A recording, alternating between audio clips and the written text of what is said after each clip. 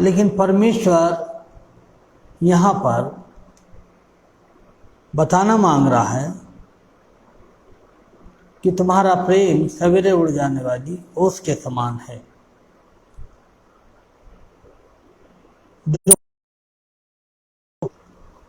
परमेश्वर कह रहा है कि तुम्हारा प्रेम जो है इसी ओस के समान है। इस्राएल को परमेश्वर नाम लेके वो कह रहा है कि हे प्रेम, हे यहूदा, मैं तुम्हारे इस स्वभाव के कारण से तुम्हारे साथ क्या करूं, कैसा व्यवहार तुम्हारे साथ करूं। क्योंकि जब कभी तुम परेशानियों में पड़ते हो, दुखों में पड़ते हो, तुम्हारा जो प्रेम है मेरे प्रति उमड़ पड़ता है और तुम मुझे पुकारते हो, तुम मेरे से लिपट जाते हो। लेकिन जैसे ही वो दुख तुम्हारे जीवन से दूर होता है तुम मुझे भूल जाते हो।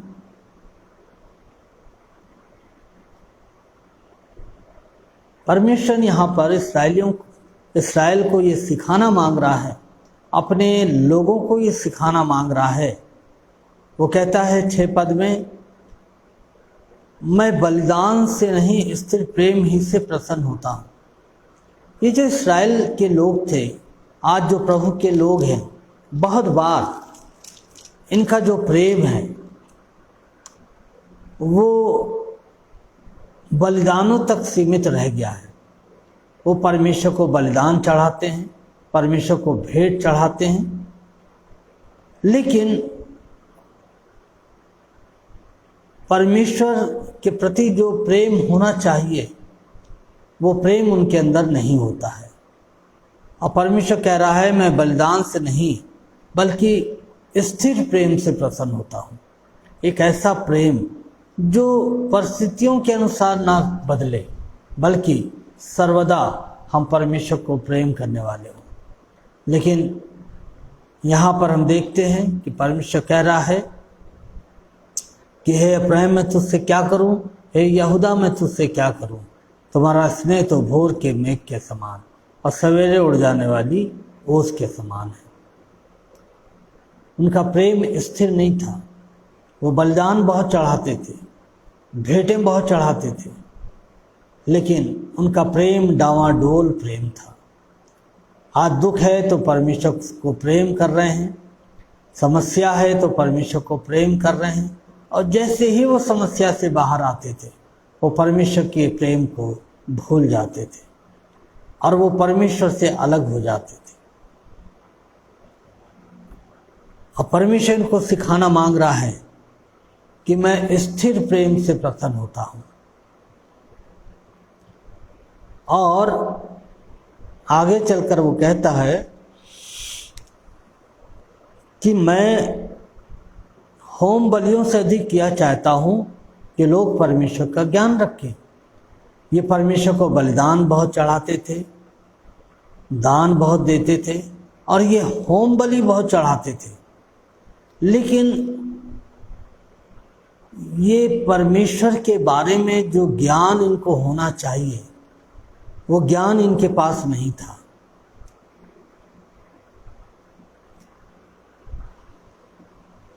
परमेश्वर का वचन कह रहा है यहाँ पर 6 आयत में कि इनके पास परमेश्वर का ज्ञान नहीं था और ये इसी कारण से बार बार परमेश्वर से अलग हो जाते थे।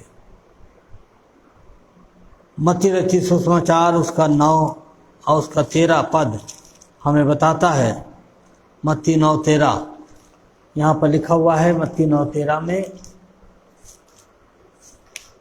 परमेश्वर का वचन हमें बता रहा है। मत्ती 9:13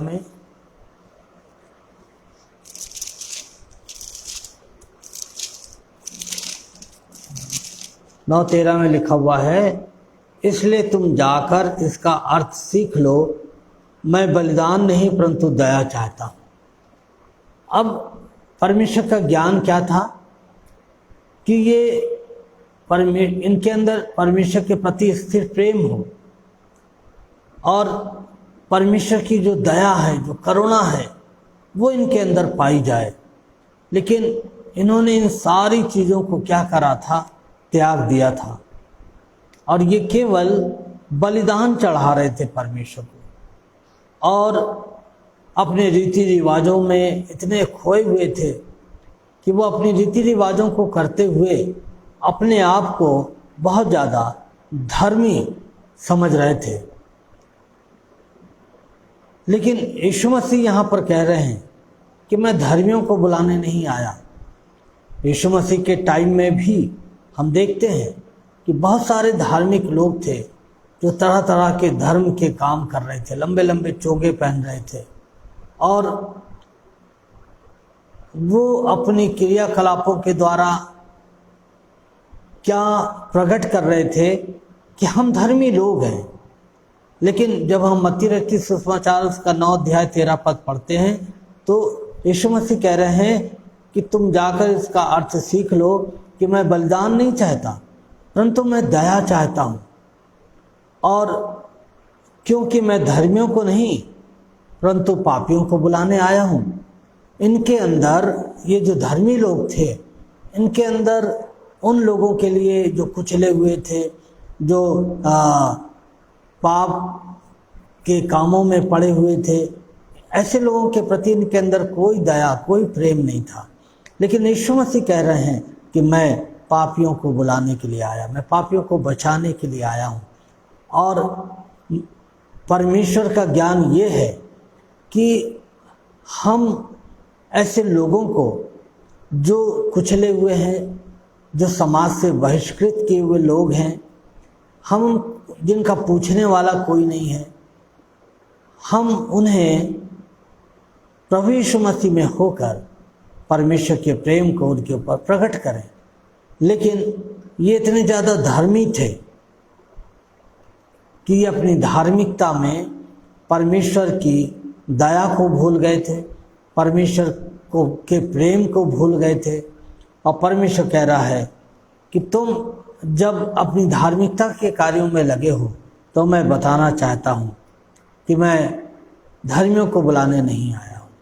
और इसी रीति से होशे नबी की किताब में कह रहा है, होशे 6 पद में, कि मैं बलिदान से नहीं प्रसन्न होता हूँ बल्कि मैं स्थिर प्रेम से प्रसन्न होता हूँ। कैसे प्रेम से? स्थिर प्रेम से, जो सदा तक रहे, जो एक सा प्रेम रहे परमेश्वर के प्रति, एक ऐसा प्रेम जो कभी ना बदले। ऐसा प्रेम परमेश्वर चाहता है। और परमेश्वर का वचन कह रहा है, क्योंकि मैं बलिदान से नहीं बल्कि सिर्फ प्रेम से प्रसन्न होता हूँ, और होम बलियों से अधिक क्या चाहता हूँ कि लोग परमेश्वर का ज्ञान रखें। इनको ये सब कुछ कर रहे थे, लेकिन ये वो नहीं कर रहे थे जो परमेश्वर चाहता था। इनके अंदर स्थिरता नहीं थी, इनका जीवन डावाडोल जीवन था। ये कभी परमेश्वर को प्रेम करते, कभी ये ऊंचे टीलों पर चले जाते और ये उन देवी देवताओं की आराधना करने लगते। और हम देखते हैं कि परमेश्वर कह रहा है कि मैं तुम्हारी होम बलियों को नहीं चाहता हूँ। यशायाह नबी की किताब में परमेश्वर का वचन कहता है कि किसने तुम्हें बोल दिया कि तुम आकर मेरे आंगनों को अपने पैरों से रौंदो। मैं तुम्हारे बलिदानों को नहीं चाहता हूँ।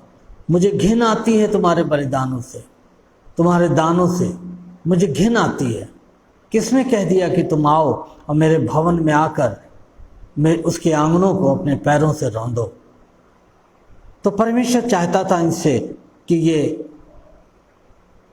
स्थिर प्रेम करें परमेश्वर से, डमाडोल वाला प्रेम ना करें। क्या दुख है तो हम परमेश्वर की ओर आ गए, परमेश्वर को पुकारने लगे, और जब दुख खत्म हो गया हम परमेश्वर को भूल गए। या हम अपनी धार्मिकता में इतना ना खो जाएं कि हम उन लोगों को भूल जाएं जो समाज में बहिष्कृत किए हुए लोग हैं, जो समाज में घृणा के पात्र बने हुए हैं, जिनके पास कोई आशा नहीं है, जिन्हें कोई उम्मीद नहीं है। और वे लोग आज परमेश्वर की दया के पात्र हैं। परमेश्वर कहता मैं पापियों को बुलाने आया, मैं उनको बचाने के लिए आया हूँ और तुम पापियों से घृणा करते हो। इसलिए मैं चाहता हूँ कि तुम दया को सीखो, दया करना सीखो। उन पापियों के साथ तुम अच्छा व्यवहार करना सीखो। यही है मेरा ज्ञान। लेकिन इन्होंने परमेश्वर के ज्ञान को भुला दिया था। और मत्ती रचित सुसमाचार उसका 12 अध्याय और 7 पद में लिखा हुआ है, 12:7 में, यदि तुम इसका अर्थ जानते, मैं दया से प्रसन्न होता हूँ, बलिदान से नहीं, तो तुम निर्दोष को दोषी ना ठहराते। मनुष्य का पुत्र तो सबके दिन का भी प्रभु है। अब वो कह रहा है, यदि तुम इसका अर्थ जानते कि मैं दया से प्रसन्न होता हूँ। ये इनके पास परमेश्वर का ज्ञान नहीं था। ये अपने धार्मिकता में इतना खोए हुए थे कि परमेश्वर कह रहा है कि मैं दया से प्रसन्न होता हूँ और तुम उन कुचले हुए लोगों पे जरा भी दया नहीं करते हो। और वो कह रहा है कि मैं बलिदान से प्रसन्न नहीं होता हूँ, मैं दया से प्रसन्न होता हूँ। यीशु मसीह ने क्या करा? हम जो पापी थे, हमारे लिए कोई आशा नहीं थी, हम मृत्यु के अधीन थे, लेकिन यीशु मसीह ने क्या करा? उसने हमारे ऊपर आकर दया करी और उस दया में होकर हर एक पापी जन बचाया गया। उसने उसी दया में होकर, उसी प्रेम में होकर क्रूस की मृत्यु को सहा और हमारे लिए मुक्ति का द्वार खोल दिया। और उसकी दया इतनी अपार थी कि उसने मुझ जैसे पापी को बचाया और अपने राज्य का वारिस बनाया। ये था उसका प्रेम, ये थी उसकी दया जो मुझ पापी के ऊपर प्रकट हुई। हर एक उस पापी के ऊपर प्रकट हुई जो इस बात को मानता है कि मैं पापी हूँ और यीशु मसीह के ऊपर विश्वास करता है और अपने पापों से पश्चाताप करता है। लेकिन ये जो लोग थे, ये इनका जो प्रेम था सवेरे उड़ जाने वाली ओस के समान था। आज हमारा प्रेम परमेश्वर के प्रति कैसा है? क्या जब केवल हम दुखों में ही परमेश्वर को स्मरण करते हैं? क्या हम केवल बलिदानों को चढ़ाकर हम सोचते हैं कि परमेश्वर हमसे प्रसन्न है? यदि ऐसा है तो हमें अपने जीवन की जांच करना चाहिए और हमें इस बात की खोज करना चाहिए कि हम किस तरह का प्रेम परमेश्वर से करते हैं। क्या हमारा प्रेम स्थिर है? क्या उसमें दया है जैसे यीशु मसीह में थी? और यदि नहीं है, यदि हमारा प्रेम स्थिर नहीं है, वो समय के साथ, वक्त के साथ बदलता रहता है, तो हमें अपने आप को जांचने की आवश्यकता है और परमेश्वर के सामने आकर हमें नई रीति से समर्पण करने की आवश्यकता है और इस बात को कहना है परमेश्वर से कि परमेश्वर, हम धन्यवाद देते हैं कि आपने मुझ जैसे पापी से प्रेम किया। हम तो प्रभु, हमारा प्रेम तो डामाडोल प्रेम था और हम आपके बताए हुए मार्गों पर नहीं चले। प्रभु, आप तो हमसे दया चाहते थे उन लोगों से, उन लोगों के प्रति जो कुचले हुए लोग थे, लेकिन हमने तो उनसे घृणा करी। प्रभु, आप हम पर दया करें ताकि हम आपके ज्ञान को सचमुच में जान सकें कि आपका ज्ञान क्या है। आज बहुत सारे लोग हैं जो परमेश्वर के बारे में बहुत सारा ज्ञान रखते हैं, लेकिन सच्चा ज्ञान क्या है? परमेश्वर का वचन कह रहा है कि सच्चा ज्ञान यह है कि मैं बलिदानों से प्रसन्न नहीं होता हूँ, मैं स्थिर प्रेम से प्रसन्न होता हूँ, मैं दया से, मैं तरस से प्रसन्न होता हूँ।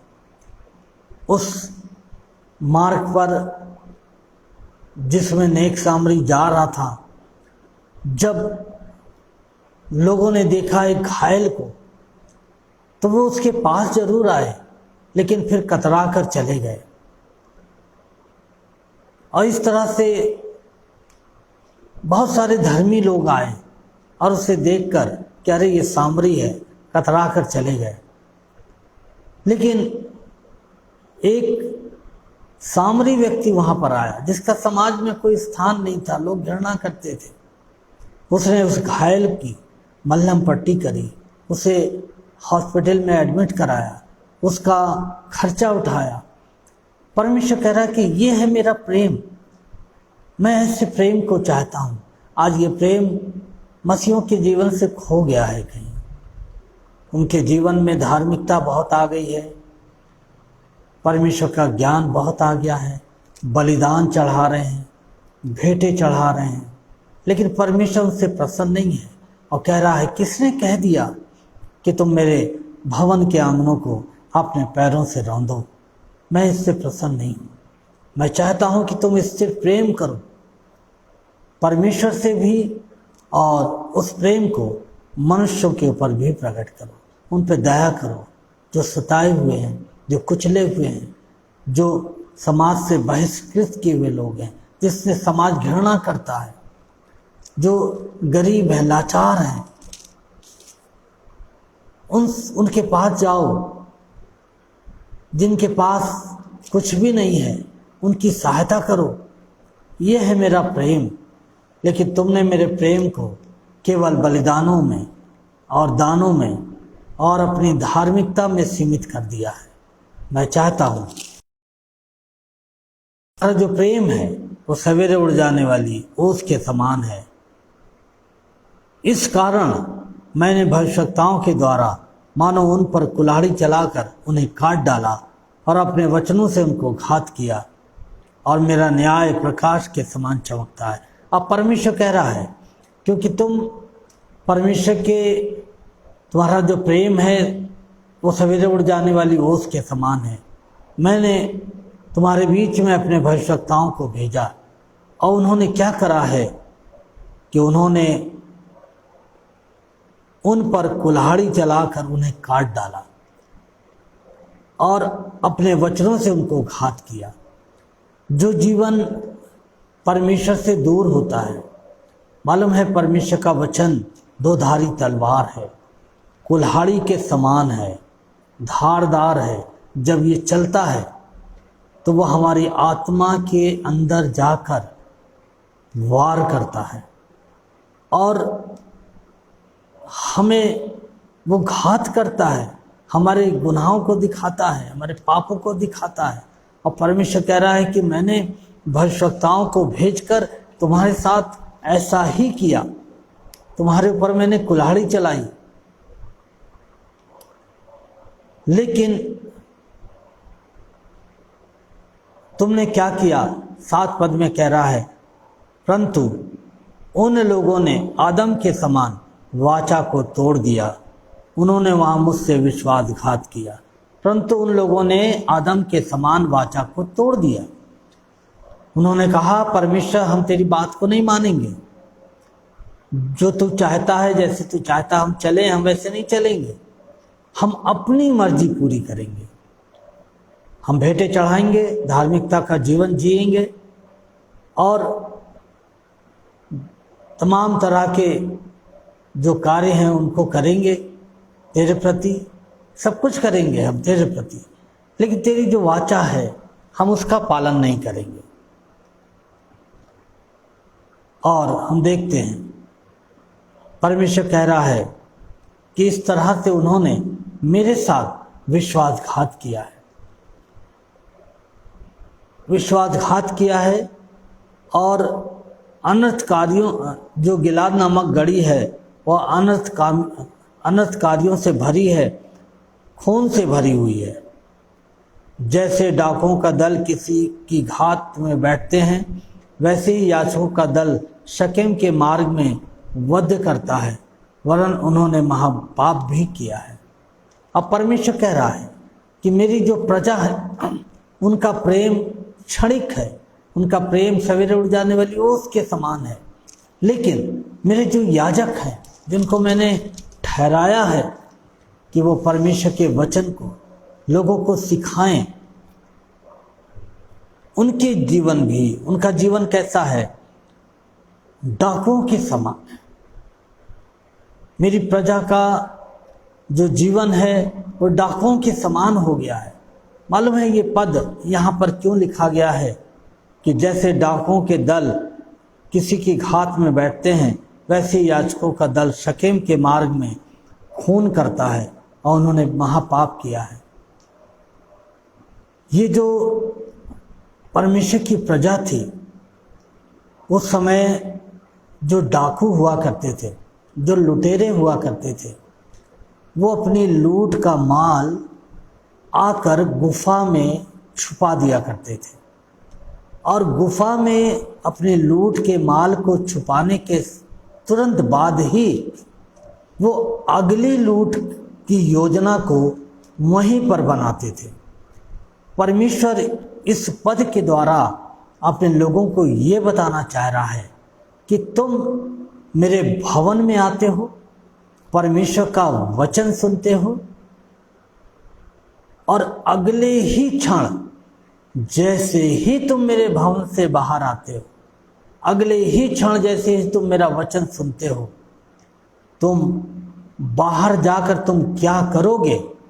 परमेश्वर के भवन में बैठे बैठे ही तुम योजना बनाते हो कि अब मैं यहाँ से उठकर अगला पाप ये वाला करूँगा। और आज विश्वासियों की दशा यही है कि वो परमेश्वर के भवन में जाते हैं, परमेश्वर के वचन को सुनते हैं, लेकिन अगले ही पल वो उन्हें बाहर जाकर क्या करना है वो वहीं बैठे बैठे योजना बनाते हैं। किससे झूठ बोलना है,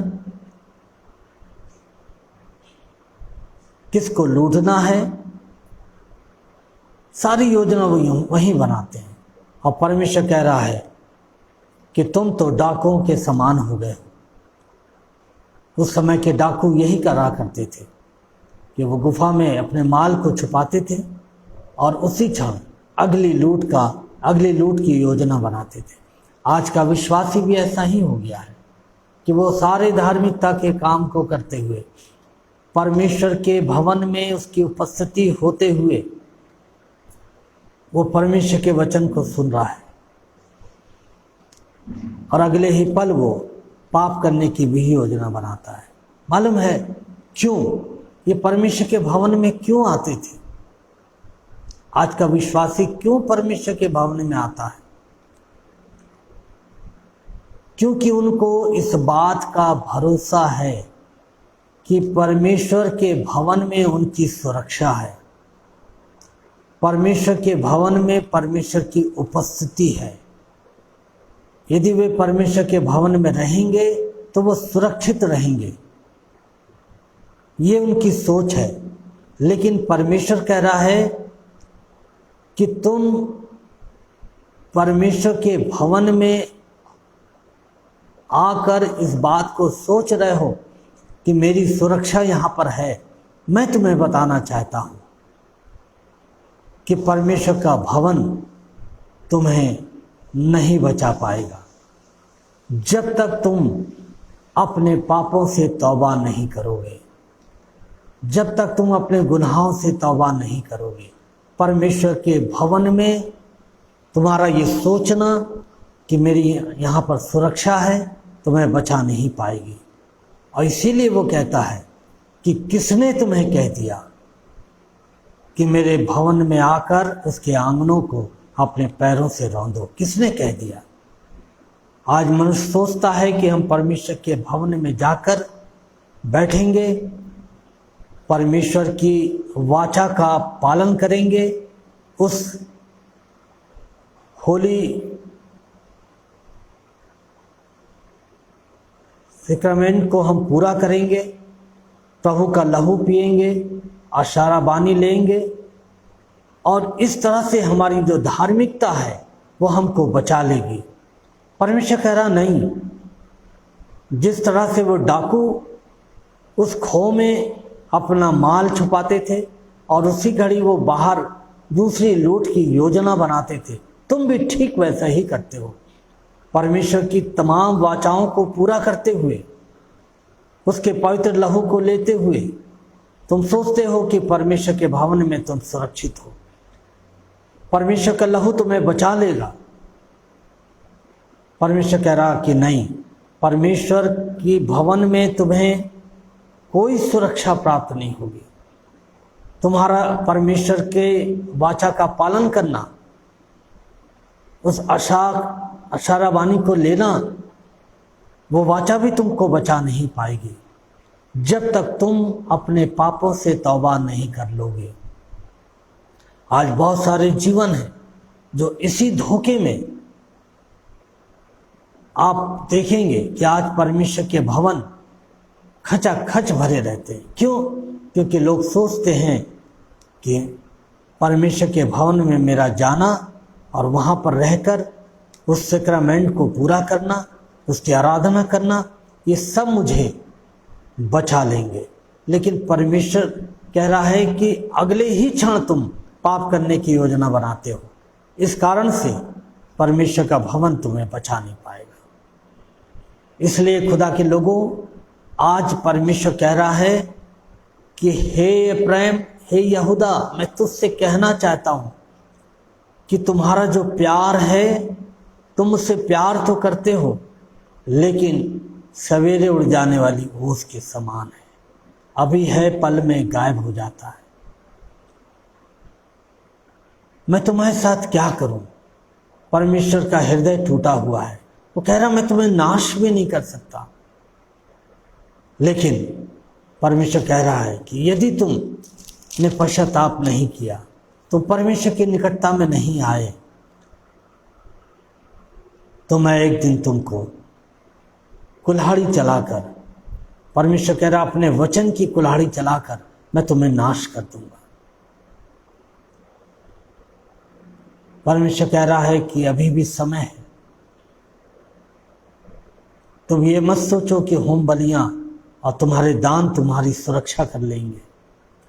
मैं चाहता हूं कि तुम्हारे अंदर मेरे प्रति स्थिर प्रेम हो, डावाडोल वाला प्रेम ना हो। और होम बलियों से अधिक मैं चाहता हूं कि तुम मेरा ज्ञान रखो,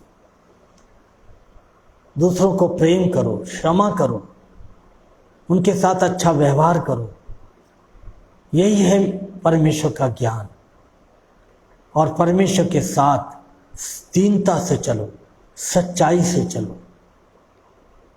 परमेश्वर हमारी और आपकी सहायता करे, ताकि हम और आप इस बात पे विचार करें कि कहीं हमने, हमारा जो प्रेम है वो कैसा है। क्या क्षणिक है, अभी नजर आता है, पल में वो कहीं और लग जाता है दिल, हम उसके पीछे हो लेते हैं, हम उसके पीछे दीवाने हो जाते हैं, या हम परमेश्वर के साथ ईमानदारी से चलते हैं और उसकी वाचा का पालन करते हुए हम उसके डर और भय में अपने जीवन को चलाते हैं। यदि ऐसा है तो परमेश्वर आपको आशीष दे, और यदि नहीं है, आपने अपनी केवल धार्मिकता के ऊपर भरोसा रखा है, परमेश्वर के भवन में आपकी उपस्थिति है और आप सोच रहे हैं आप सुरक्षित हैं, आप होली कम्युनियन ले रहे हैं और आप सोच रहे हैं कि यीशु का लहू मुझे बचा लेगा। परमेश्वर कह रहा नहीं। किसने कह दिया कि तुम आकर मेरे भवन को अपने पैरों से रौंदो?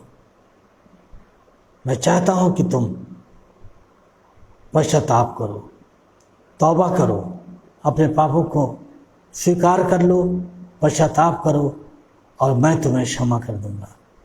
और अंत में 14 अध्याय में वो कहता है कि तुम जो मेरे प्रेम से भटक जाते हो, तुम जो बार बार मेरे प्रेम को भूल जाते हो, मैं तुम्हारी भटक जाने की आदत को दूर कर दूंगा। 14 अध्याय और उसका 4 पद, वो कहता है कि मैं उनकी भटक जाने की आदत को दूर करूंगा और मैं सेत मेत में उनसे प्रेम करूंगा, क्योंकि मेरा क्रोध उन पर से उतर गया है। प्रभु यीशु का जो बलिदान है, उसका जो लहू है, जब हम पाप के प्रति पश्चाताप करते हैं तो यीशु का वो लहू, उसकी वो दया, उसका वो प्रेम हमें क्या करता है, बचा लेता है। और यीशु मसीह का लहू परमेश्वर के क्रोध को शांत कर देता है।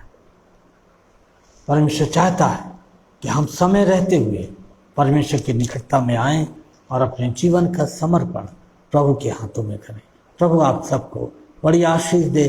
प्रभु आपको प्रेम करते हैं और वो चाहते हैं कि आप परमेश्वर का ज्ञान रखें, और वो चाहता है कि आप बलिदान से ज़्यादा, वो चाहता है कि आप दया करना सीखें, तरस खाना सीखें लोगों पर, और स्थिर प्रेम रखें। परमेश्वर यही हमारे जीवन से चाहता है। प्रभु आप सबको बड़ी आशीष दे। आइए हम प्रार्थना करें। हमारे जीवित और सामर्थी परमेश्वर पिता, हम बड़े धन्यवाद के साथ आपके चरणों में आते हैं, आपको धन्यवाद देते हैं आपके प्रेम के लिए। प्रभु यीशु, हम आपके बलिदान के लिए आपको धन्यवाद देते हैं। प्रभु आपने हमें सिखाया, हमें बताया कि हमारा प्रेम सवेरे उड़ जाने वाली ओस के समान है। हमने दूसरी बातों के ऊपर भरोसा रखा है प्रभु, लेकिन आप बताते हैं, आपका वचन बताता है कि कोई भी वो चीज़ जिसके ऊपर हमने भरोसा रखा है, जो परमेश्वर की तरफ से नहीं है, वो हमें नहीं बचा सकती। हम परमेश्वर और पाप की दोनों की सेवा नहीं कर सकते। आप चाहते हैं कि हम स्थिर प्रेम रखें, दया हो हमारे जीवन में, लोगों के प्रति तरस हो, और हमारा प्रेम स्थिर प्रेम हो, जो सदा आपको प्रेम करने वाला जीवन हो। हमारी सहायता करें और हमारे पापों को क्षमा करें। धन्यवाद देते हैं आकरा मसीह मंडली के इस पेज, लाइव पेज के लिए। इसमें जितनी सेवाएं होती हैं उन पर आपकी आशीष हो। हमारे ब्रदर अनुपम डेविड बहन और बहन शबनम जी के साथ हों। प्रभु आप उन्हें आशीष दें, और प्यारे परमेश्वर पिता, उनकी सेवकाई को आप फलवंत करें। उनके परिवार के ऊपर आपकी आशीष बनी रहे। बड़े धन्यवाद के साथ हम ये प्रार्थना अपने उद्धारकर्ता प्रभु यीशु मसीह के नाम से मांगते हैं। आमीन, आमीन। आप सबको जय मसीह की। अगले सप्ताह बुधवार को शाम 8 बजे प्रभु ने चाहा तो हम आपसे फिर एक बार मिलेंगे। जब तक के लिए आप सबको जय मसीह।